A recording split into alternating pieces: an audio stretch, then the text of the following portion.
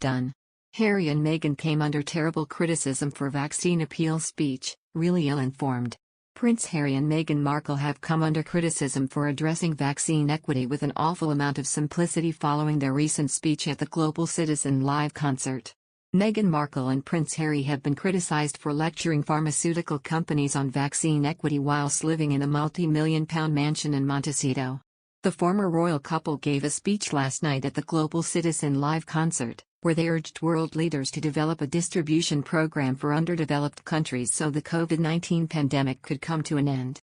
Royal expert Robert Jobson told GB News, "They've really listed themselves as though it's a royal tour with the security to match.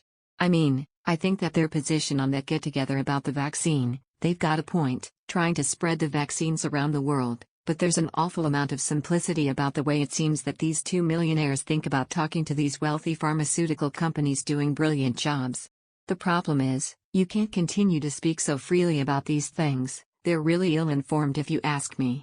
Companies are going to make their money on this, they're not stockpiling, they are going to try and spread the word, but somebody's got to pay the bill. It's all very well and good in a multi-million-pound mansion to say give it out freely, it doesn't work quite like that."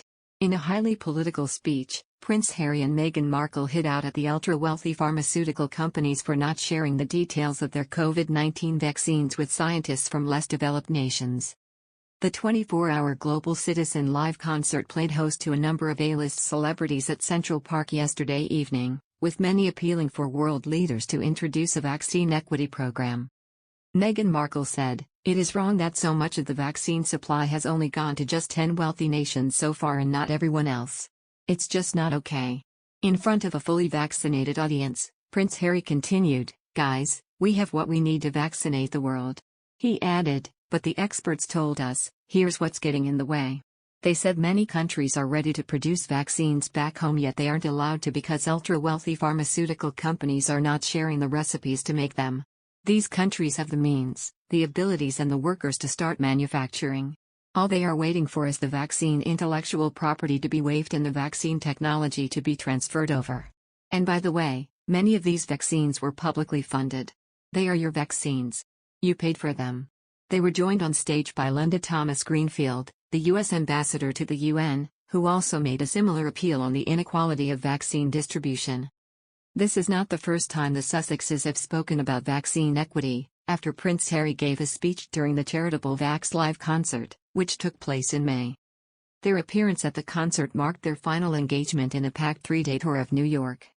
Prince Harry and Meghan arrived in the city on Wednesday evening, and later embarked on a series of high-profile engagements, which included a roundtable discussion with the World Health Organization and a reading at a primary school in Harlem.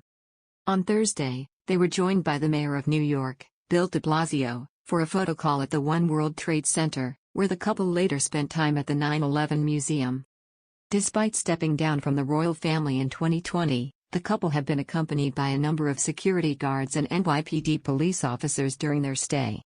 It is believed that they have now returned to their home in Montecito, California, to be with their two young children, Archie Harrison and Lilibet Diana,